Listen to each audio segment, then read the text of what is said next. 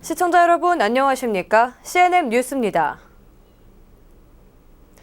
개발 제한구역에서 불법 행위를 하던 민원인에 대해 노원구가 수년에 걸쳐 이행강제금을 부과해왔는데요.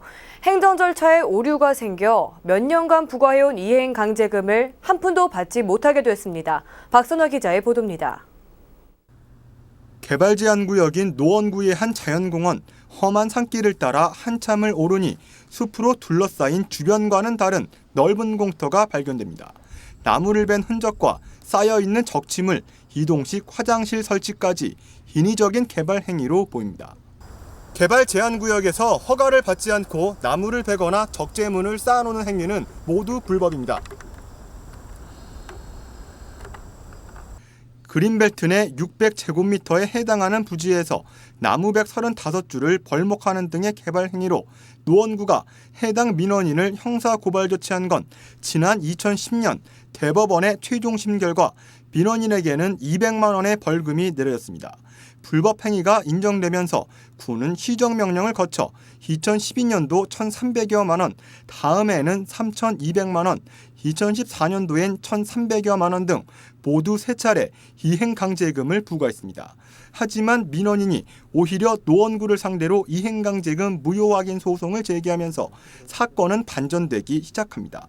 통상 이행강제금 부과 전엔 관공서 측이 이를 날리는 개고장을 민원인에게 전달해야 하지만 이번 소송에서 민원인은 그러한 개고장을 전달받지 못했다고 법원에 주장한 겁니다.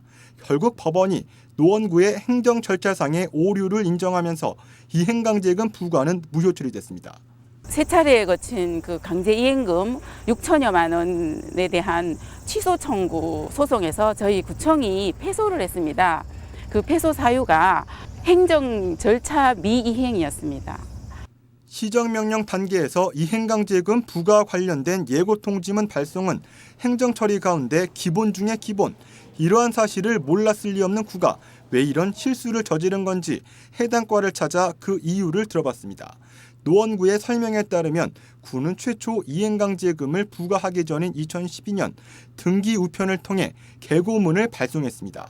하지만 민원인이 이에 대한 수령을 거부하면서 문제가 생긴 것이라고 해명했습니다. 민원인이 수령을 거부하고 있다는 사실을 모르고 있던 노원구. 결국 최초 발송일로부터 약 2년이 지난 2014년, 그러니까 민원인이 무효 확인 청구 소송을 제기하던 때에 처음으로 발송 거부 사실을 인지했습니다. 하지만 이미 때는 지났습니다. 이 우편물을 저희가 이제 보냈는데 이 양반이 고의적으로 안 받은 거예요. 우편물을. 근데 그걸 저희가 인지를 했었어야 되는데 그 당시에 이제 우편 시스템이 저희가 인지할 수 있게끔 되지 않아가지고 공을 보냈는데 불구하고 이제 이게 안 간지를 인지를 못한 거예요. 담당이 전산 시스템 확인해야 되는데 이걸 확인을 안 하네요.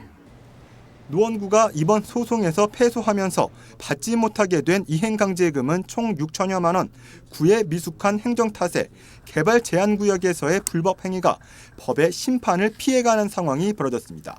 CNN 뉴스 박선화입니다.